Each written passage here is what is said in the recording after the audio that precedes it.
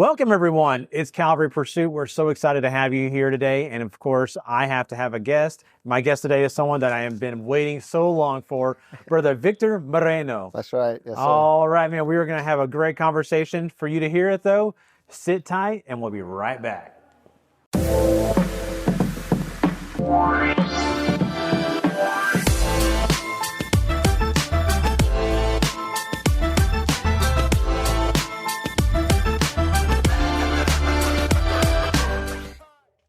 Brother Moreno, I am so glad to have you here today. Thank you so much. We appreciate it. Man, you have such a great testimony, and that's exactly why I said to myself, I've got to get a hold of this guy. Yeah. We met each other and briefly, but we, got to know each other through the Jesus Tent Revival. That's right. Here in Denton, Texas, in October of this past year. Halloween. It was fun. Halloween. It was a great time. And we're going to talk more about that special time because I have a little connection we're going to get into, okay? Right. But before we do that, I want the people to know exactly who Victor Moreno is. Yeah. Where did you start? Where did you grow up? Yeah, so, it's kind of funny because a lot of people don't know my area. I am from the Houston area, really more so the downtown area. Okay. So there's East End and all these areas. So if we were to put it geographically, Houston has an east side. I am right before you get into that area, very close to downtown, maybe about 10 minutes, in a little neighborhood called Magnolia. So not the city, but the neighborhood. Oh, yeah. So if you're from the hood. I'm from the hood. That's right. Yes. And so as you grew up, so what kind of family situation were you in? Yeah, so my family dynamic was kind of what everyone else was around in that area. Some had mothers and fathers. I grew up with just my mom. She had 6 children. I am the eldest of 6. So I kind of fit a dad role at a very early age. And so I kind of had that protector, kind of provider mentality at a very young age. But it wasn't totally different from the people in my neighborhood. It seemed kind of like everybody was in that kind of relationship or dynamic, family dynamic. Those that did have dads were kind of drunks, unfortunately. So it was like a blessing and a curse, but we just took it as what it was. Yeah. Yeah. It was awesome. So, in that situation, you have it sounds like a situation where you're in a place as, I would say, when we talk about the hood, we talk about those kind of things, people always have these stereotypes in their minds, right? Yeah. Would you explain to someone asking you about that, would you explain that it is that stereotype, or was it a family? Like the people in your neighborhood, was it a family? Yeah, so I'm glad you asked that question because Magnolia is primarily a Hispanic community. Okay. And so the hoodlums, we called it Central Park because we had parks that were surrounding this area, but we had the Central Park, which was Hidalgo Park, which we reference to as Mexican Park. So our area, our community, our neighborhood had a very deep-rooted understanding of who we were as people. Because we were like that, we had a great dynamic between friends and families that we all knew each other. So when someone was acting bad, we all knew about it. And so someone's mom would call someone else's mom and get us in trouble.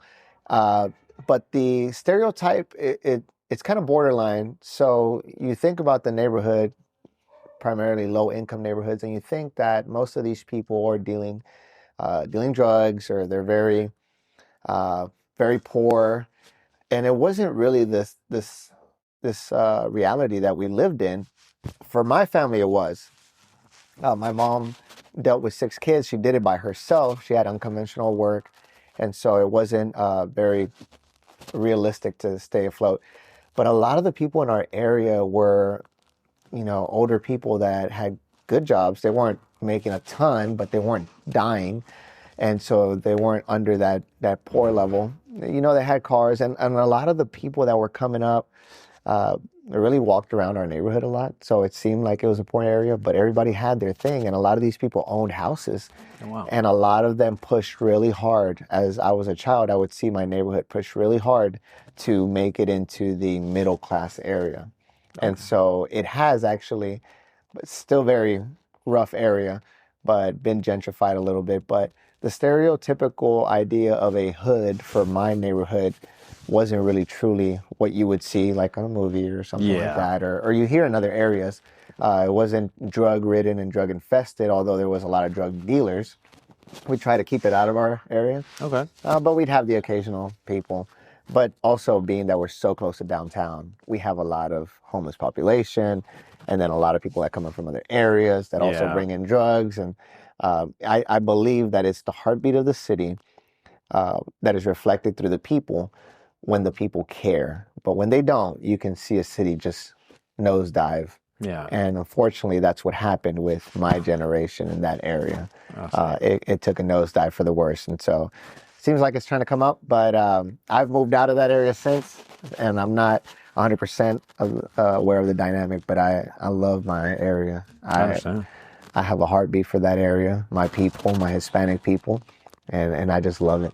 That's I love awesome. it, yeah. Yeah. So, and we're kind of sounding a foundation of who Victor is. And as you grew up and as you've seen your mom work hard, Yeah. and as you've seen your brothers and sisters grow up and they're following you. Yes. So you've got a correct. tribe behind you that you're trying Yeah. to help raise, I That's think. right, You know, yeah. usually the older sibling usually helps raise That's the right, kids. yeah. It's just the way it works, especially with a big family like yours. That's right. Yes, sir. And so you're finding yourself in that spot. So you're in a leadership position, right? That's right. And I heard your testimony a little earlier today, and you said that y'all went to church, but not really went to church. Y'all would go off and on, correct? Yes, so the dynamic with church was very different for us. Our area is heavily Hispanic. There's a large Catholic church. This Catholic church draws in about 80% of the people, and then there's smaller churches around the area that will draw in that other area of the city. But primarily as a Catholic is how I was raised. Now I will say raised very lightly because I never really went to church. Okay. I'd go to church to get food during the food drives, and I'd go to church when they had Christmas programs or maybe a VBS, but it wasn't like a necessity. We didn't go to church because we were church goers. Okay. We went to church if we had a need, or if my mom was really starting to hit the ground going. Let's say it's a new year. Everybody's making commitments to go to church. My mom was one of them, and she said, we're going to go to church more often. And we dreaded it because it was just so inconvenient. It's just, we felt like there was nothing there for us other than a building and someone speaking to us about things we had no idea about. So You weren't living it. yeah, we were not Yeah. the church. Yeah, you were not the church for sure. So, what I love about your testimony is you're very honest. You're very truthful about it, and so you find yourself in a situation where you're seeing God, but from a distance. That's right. You're seeing Him, and you're seeing what's going on, but you're praying in your own way, right? And nothing that you're praying for has actually come true overnight, hasn't come true in a month, hasn't come true in a year. So you turned and you said, I'm going to go try other things. And you tried the occult, and you told this, and you're very honest about that. Right. And I don't know if you considered yourself a Satanist. Did you consider Yeah, I yourself was, yes. a Satanist? So you found those darker things. I just have to know this. How did you find yourself going that path? Was there a person in your life? Was there things in your life? Was it music? Was it media? What affected you to change? Yeah, I'm glad that you asked that because a lot of people usually envision that I just kind of flipped the switch one day. The reality is I loved God as a child. I prayed for what I believed were basic necessities such as food. We were on government assistance. I prayed for things such as not needing to move anymore because we moved very frequently. I said this during our service today. I lived from every street east to west and north to south in our area, in our neighborhood. And that's pretty truthful to the sense of missing a couple streets. But I think the idea behind that is it wasn't that I wanted to turn my back on God. It's just that I just truly didn't believe that there was a God. I wasn't, I believe that the prayers that I had were very basic. It was a fundamental thing. And I just wasn't seeing Him in those areas. And I was like, well, then there probably isn't a God. I hear these people pray, but they also have these idols. And so Hispanic community is very big on praying to God, but they don't know who God is, and replacing that spirituality area with their prayer life. And then they mix in idols of like St. Judas statues and death. And they do that because they know they're going to church, but they're also living a life that they know they shouldn't. And so they believe that they can just pay their way out of this lifestyle. And so for me, it actually wasn't a person or music or anything like that, although that did lead me further. It was actually just the culture. So we serve God coldly while we serve mammon highly. And so we're living a rash life Monday through Saturday, and Sunday we're in church, right? And we just do it because we it's just routine. It's not really we're being the church. It's just we're there. And so our culture was very rash in the sense of I'm just going to serve whatever I feel to serve. The drug dealers served death, and the people that were trying to get wealthy served Judas. And, there's all these statues and things. As a matter of fact, our church that we went to was really big, but never did anything or spoke anything against it. As it actually happens to be, our area of that city had more witch shops and witch doctors than there were churches. I never heard about an apostolic church until I was 28 years old. Oh my goodness. And we had Catholic churches, a bunch. But again, nothing that was really fighting against the culture and trying to change it, because we just submitted to what it was. So I find myself in this dark area, don't really know that there is a God. I start telling my family. And I remember one of our family friends was like, "You're crazy. There's no way you can think that." And I'm like, "Just look at my life. How could you not?" And so she started to tell my mom, and my mom was like, "You can't do that. You can't say stuff like that." I was like, "Well, I already did, and this is where I am. I'm kind of the leader of my household as well, and so she can't really come against what I'm saying." And then we quickly find ourselves on the total end of the spectrum, worshiping death. Now I'm moving drugs, and she's going further into her line of work that she was doing into this. It just played out into this dark era. And of course, I'm in this area.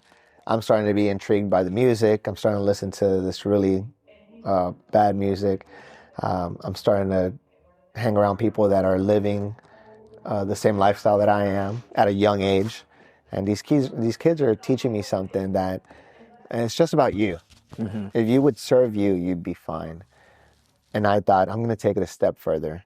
And I know Satan is real because I see all the evil in the world, especially in my neighborhood. People are dying. People are overdosing. We're starting to decrease. Gang violence is getting worse.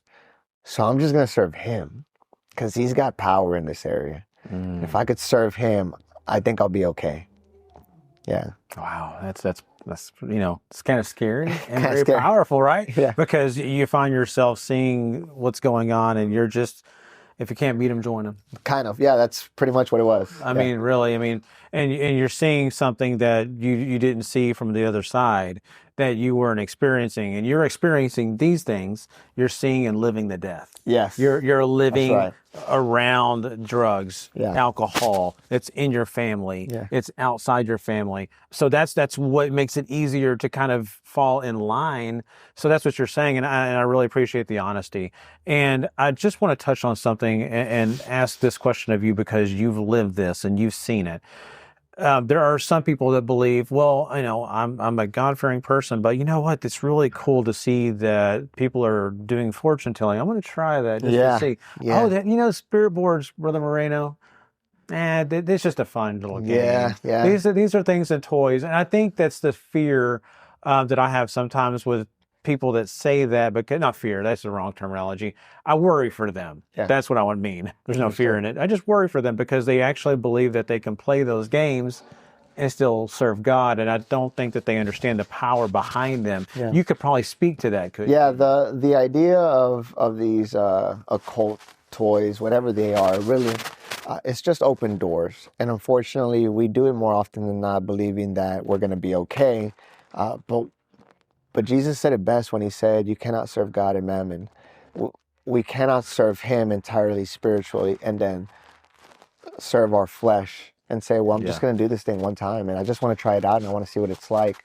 And it really goes beyond those things. Those things are marketable. You see them, people do it so often that it becomes normalcy to even try it out. Even as a true living word Christian, an apostolic person that really believes in the power of God, we see God move, we see his power, we see the miracles, the signs, and the wonders, and then we start to wonder, what does it look like over there for them? Yeah. And I'll tell you from a standpoint of where I've been, there is power. It's just in every wrong thing you can think of. It's given to people that don't deserve it, given to people that are selfish, they're self-seeking. They will do whatever it takes to gain more so that you can have less. And that's just not the way Jesus was. He didn't give this power to people that were self-seeking. At the very minimum, there were servants, and maybe they had their flaws. I know I did. But he was endowing them with power to change the world. Yeah. And so that power is exactly what I was seeking. I wanted the power. I wanted to be able to do something spiritually to this person that they didn't know I could do. Wow. To gain a momentum or let them lose so I could win. It was totally about me. I started in this idea of I just want more, and then it became this idea of how can I serve him more so that then I can do more. And that's when I turned from just being an occultist, which I practiced tarot reading, these blessings that we would perform for people. They get a new business and then they wanted us to perform a blessing for them, and we do it. When I say we, I say primarily myself, but my mom would join me every once in a while. And so here I am, this 13-year-old kid doing tarot cards, reading fortunes, blessing people's businesses, unfortunately. And now I'm like, how do I move to the next level? And this is when I was like, serving him is going to be the place where I get the most power. Yeah. Wow. So out of all that, you're looking at these goals in your life of making yourself better and being better, but you're not realizing that you're buying into something that's just pure destruction. Terrible. Yes. It's just destruction. And you find yourself, and I don't want to fast forward too much, but I know we're limited on time, but I know in this lifestyle, eventually you do get married, correct? I do. As you're still in this lifestyle, Well, right? actually, no. I only got married because I only respected marriage through the church. Okay. Yeah. So, but were you still in occultism, or were you out of that by the time you got married? No, I got married after I came to Christ because I respected him and the ceremony enough to do it. Okay. Okay. So, and I apologize, I'm fast forwarding a little too much, fine. but I want to find us to the point where you're in this complete destruction mode, where you want to end it. Yeah. So you've when you meet your wife and you decide that you're changing a little bit, you're changing your life, and you find yourself still in that mode of it's not worth it anymore. Tell me exactly what brought you to that point. Was it all the hurt and the pain from that former life, or what was this? I would say that it was. There's not a lot of healing that happened between those times where I was starting to dwell down this pit. And I like this visual where some people are thrown into a pit. I willingly walked into it and led myself there. Nobody really was as knowledgeable as I was in that moment of time around me. I literally just walked into it and dug deeper and deeper and deeper. That led me into a pit where I was eventually stuck. A lot of the trauma and past hurts that I dealt with as a kid now followed me into young adulthood, and now I have this spirit that I have powered through, invading my life and telling me you're going to die. By the time you hit 18, you're going to die. I started hearing this at 16.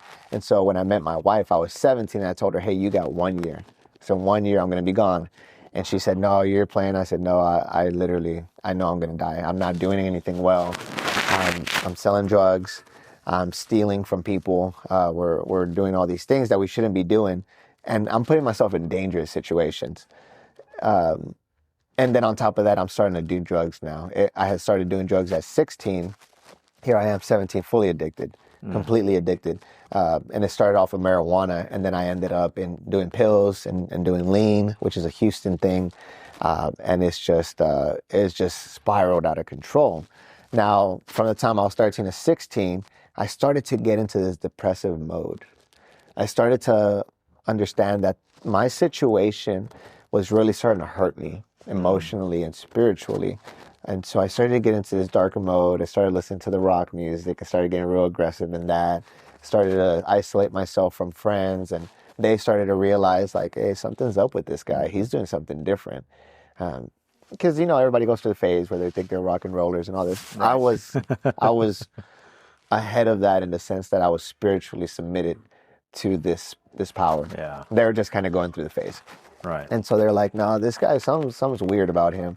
Lost friends.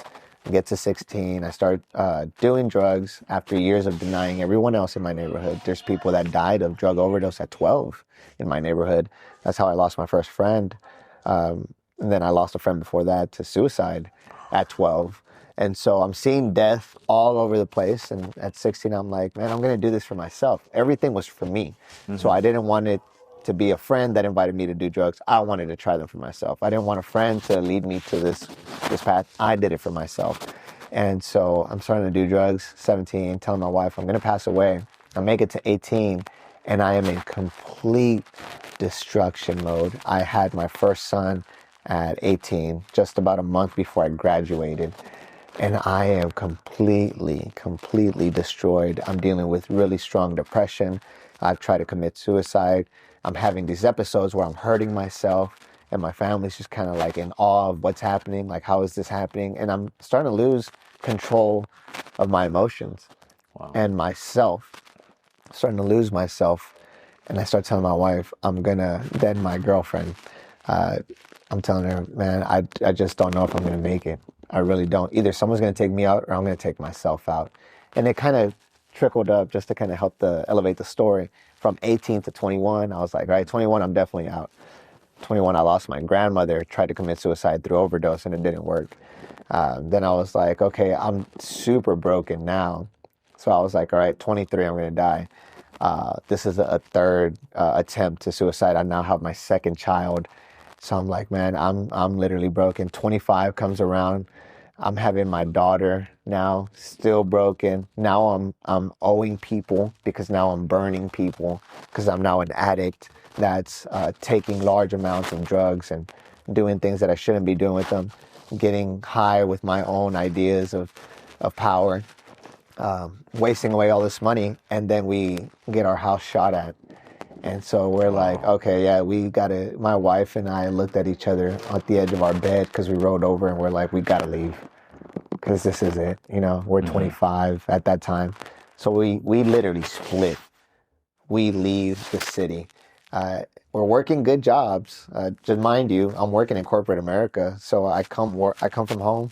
I come home, hang out with my kids, feed them, whatever. And then I go and drug deal for the rest of the night, running around the city with drugs.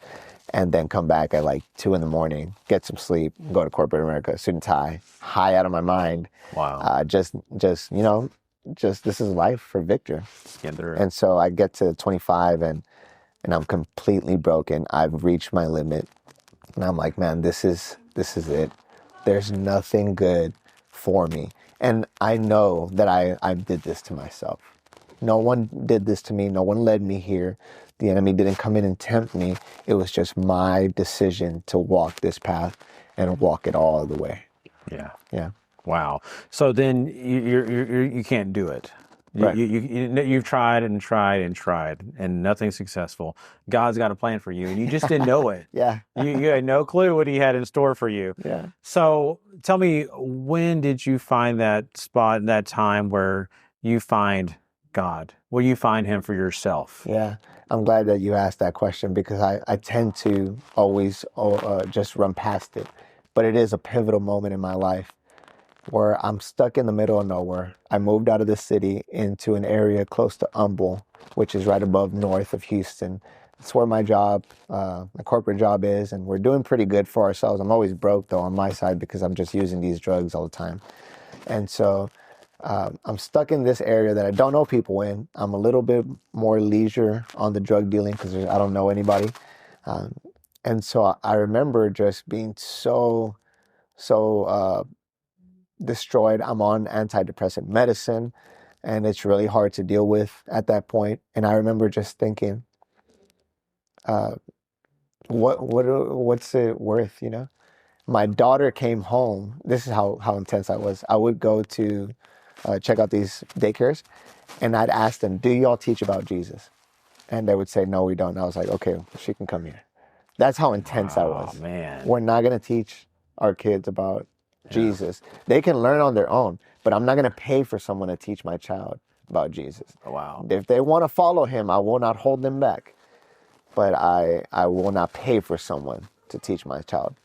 And so that's how dumb, we decide to be. I mean, God's Yeah. like probably laughing like, bro, you don't even know what I got in store for you. Right. So we get to this point, we're having marital issues, not really marital because we're not married. I don't respect marriage in the sense of, honoring anything. I have our kids. My kids are suffering a little bit because of dad not really being present. I'm on these depression medicines. I'm not really active with my family. I'm not joyful, but I'm not sad. And I'm still really hooked on drugs. And now I'm starting to drink. And so one of these nights I have an argument with my wife. Wife, I love you. And she's like, you know what? I'm going to let you cool down. I'm going to leave. And so there I am. And I'm like, dude, I just have to do it. Everything. I am a failure at this. I'm going to make sure I succeed tonight. And so I had just bought a pistol. And I was like, I'm going to load this pistol. And I remember trying to load it and I can't. And I remember thinking, I'm just going to call him. I don't know who he is, but I'm going to call him. And I said, God, if you are real, help me. Help me. Just help me. I just need something. I don't know what you can do for me or if you will, but just help me. Help me. And I remember falling asleep. And that night, I had an incredible dream. I had an incredible encounter with God, is what it really was. Before this, I was so spiritually aware I could astral project and do things like that. This time, I'm in my body, I'm dreaming, and I see the sunflower field, and I see my family. They're dressed beautifully, and they had just started going to church. My wife was like, I'm going to go to church. Whether I go with you or not, I'm going to do something different. She knew where to run, smarter out of the two, and so I just didn't want to follow. And it had just been a couple weeks. The thing is, I see this beautiful sunny spring day. These sunflowers are looking into the sky, and I remember looking, but there's no sun. There's just this bright light. It's beautiful. And I hear for the first time in my heart, I hear this powerful voice that says, if you don't follow them, you will never have them. You will lose them. And so when God got a hold of me, it wasn't this tremendous power. He didn't shake the earth. It was actually very gentle. And he knew my heart's posture, that I wanted my family. And I was asking for help, not for me, but for them.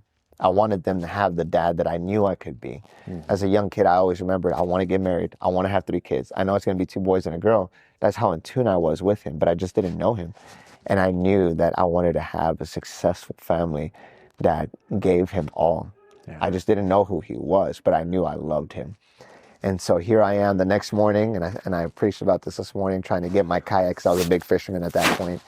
Trying to load my kayak with one hand, and I have a bottle of whiskey and some joints. I'm about to get high on the lake, and I just could not do it. My heart was broken. I woke up crying. I told them to go crying. I remember getting into the car crying, and I cried the whole way, about an hour and a half drive, to the only church that I had ever felt anything close to what might be like God spiritually. I wasn't looking for an exciting church. I wasn't looking for a church that had the loud music and the incredible preaching. I just wanted to know what God was like. And I remembered that church. God placed that church in my heart, I believe, for this reason. And I walked in, and I remember getting out of my car, and everything there, every spirit that I could think of there was telling me, just drive off the freeway. You don't have to go. All these terrible things while I'm getting high, mind you. I walked into this church high, and I'm thinking, if I go in there, I'm never going to be the same. I know I'm not going to be the same. I could feel it in the parking lot. Wow. So here I am, I walk in, and the pastor, which is now my bishop, he was preaching about the order of the St. Bernard and how these dogs go out into this terrible environment to find the lost person before they die. And here I was, that lost person, just the whole time crying, the whole time just knowing that God could, if he could do it for me, then I will serve him. Because the king that I had of my life was just no good to me. And so they did the call to baptism, and I beelined. I was at the altar crying, ugly crying. There's some guys praying for me. I don't really know this culture, and I really don't know what's happening, but I know God is doing something, and my heart is completely broken. And man, when they said, you want to get baptized, I knew that if I were to get baptized, every single thing that I'd ever done would be forgiven. And it just seemed too good of an opportunity for me to pass up. If God could forgive me of all the idolatry, of all the witchcraft and the occultism that I was doing, if he could forgive me for how terrible I've been in my family and my children and every drug that I've placed into my body, and if he could forgive me for all the bad things I've done to others, then why would I not want this? Because there's no one else that can. I mean, I had people on my back because I couldn't be forgiven. And so when I got into the waters of baptism, baptized in his name, God delivered me from every single thing that I've ever experienced. Within 2 weeks, I was delivered from my addiction that I tried to quit for 15 years. God delivered me in 2 weeks, completely delivered. He delivered me from drinking in the following couple of months. Wow. And my life has completely changed because of that. That's amazing. One moment with God. Wow.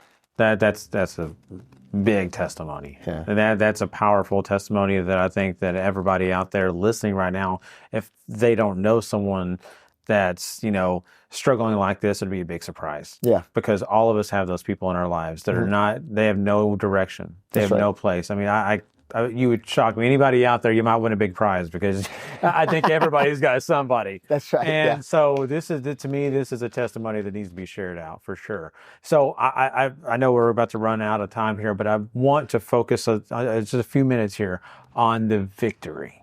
Yeah. This is a huge victory. So tell me, since this moment, what has God blessed you with? Man, and I'm glad you speak about that, because I know the only people that could truly see this are the people that were around me during those times. My family has been so blessed, and I'm not talking about anything that this world could give. We have joy that it's unimaginable. You're talking about Victor would get home, get drunk and high, and go to sleep, and there was no contact to this person. I was just completely solid. I can't imagine myself without my family. I can't imagine not serving the Lord. From being a drug addict that's continuously looking for the next high to now looking for the next person that I can speak to about his goodness. Being a non-people person, totally isolated, to just getting my very best power out of being around people. I crave to be around people. I want to be around his people. I want to be around people that don't know him. I just want people. I love his people just like how he does. And I love that, Brother Brandon. And I said that the way we can change is if we love people. And I agree 100%. I have this love in my heart. My heart, I always said it was a brick. It is alive. It's like Ezekiel said, the Lord said to Ezekiel, I'll take your heart of stone and give you a heart of flesh. It's really what it is. We're committed, we're consistent. Just like I was consistently always making sure I had my drugs, I'm now consistently looking to see what I can serve God in. We've had great friends that have added into our lives. We have morals that are better now. Right. We have a greater understanding of who we are as people. I know who I am because I know who he is. Yes. There's no more missing identity. Our kids are not lacking in friendships and in opportunities to grow because dad is there. He's available. He's emotionally available. He understands the word. They see dad wake up and pray and read, not to glorify me, but to show them that, man, everything you need in life is right here in his word. Wow. It's in him. So if you would just keep this, you'll never lack for anything. And the trials will come, but he's our strong tower and the righteous run into it. So it's a give and take of, I'll give unto him everything he will because he's given unto me everything that I desired. Wow. And it was nothing that money could buy. I had the world. We were doing really well in corporate America. But there's nothing like just having Jesus and having him bless us and allowing us to share who we are and what he's done to the glory and effect of his name. Amen. He's worthy. Amen, for sure. And I don't want to skip out on this part. You've been following Jesus Tent Revival. You've been working with them, correct? That's right. Yeah. So we've been in church just about 5 years from the beginning of Victor to this Victor that you see today. This is the timeline that we've been in, and it seems kind of just how God has changed our life in such a quick manner. But we literally were like, we dove in. And if anybody is listening to this and you're like, man, how do I get to that level? Just dive in. Just let God do what he wants to do. He's giving you a purpose, and it's for his glory. And as long as you allow him to be glorified in it, he will literally elevate you to the next level. And it's not for us to have a stage or a presence or any notoriety. It's for him to be glorified. It's moments like this that define ministry. And we really believe that. We've just decided that he's just worthy. There's nothing that we can do. And so we've been blessed to know the Jesus Tent Revival team. They love us. We love them. And this year we have committed to traveling with them full time. We've done a lot of crazy stuff, but nothing as crazy as this. And it's just because we are so sold out Wow. on what God can do in unconventional methods, uncommon pulpits. We just want to see God do what he's done for us, for everyone else that he can. Amen on that. Wow, Yeah. that's awesome. And anybody out there, Jesus Tent Revival is doing some big things this year. I've Yes. already looked at their schedule. You're actually going to be right near my sister, which I'm so excited. And a lot of other people out there. Look on the Jesus Tent Revival website. Yes, Jesus See if Tent they can be in Revival. your area. They're going all over. So trust me, they're going to be somewhere near you. Yeah. Go check them out because we've had an amazing time here in Denton. Oh man, it was And, incredible. We had fun. Oof, we had a blast. And that, like I said, it was Halloween time. Yeah. Let me say this before we leave.